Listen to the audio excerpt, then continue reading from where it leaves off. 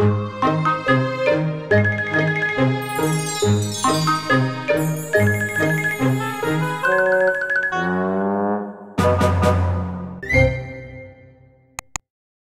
on est ici chez Hunting and Collecting à Bruxelles pour Carven.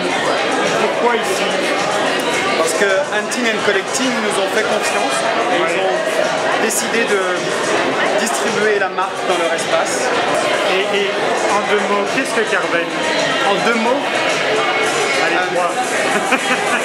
peut-être en deux. Élégance, fraîcheur.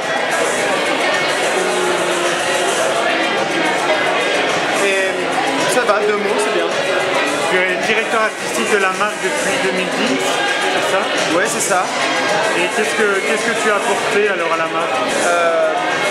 J'ai essayé de retrouver l'essence de la marque.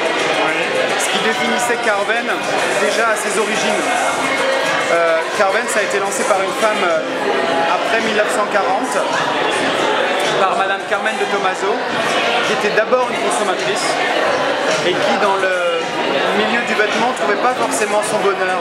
À l'époque, on ne parlait pas de prêt-à-porter, c'était la couture. Donc elle a relancé une couture à son image, pour elle. Et ça a plu aux gens de sa génération, à ses contemporains. Alors l'élégance et la fraîcheur, ça s'imprime comment? Ça s'imprime avec des motifs particuliers? Ça se caractérise avec des matières particulières? Dans le choix des matières, dans le choix des volumes, on va travailler par exemple avec des matières empreintes de sportswear, parfois de casual, mais qu'on va fitter à la taille avec des volumes un peu dessinés comme des silhouettes qui pourraient être comme des dessins d'archives de 1950, sauf que si vous regardez dans le détail, c'est jamais qu'une jupe avec un zip et deux poches. Il n'y a pas de construction qui complique le vêtement, qui complique la façon de s'approprier le vêtement. Et ça va être à l'inverse, faire des vêtements beaucoup plus casual, mais dans des matières empreintes couture, c'est ça.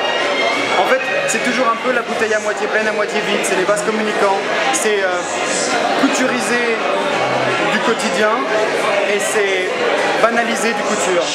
Guillaume, je te souhaite une bonne réception. Merci, merci. À bientôt. À bientôt.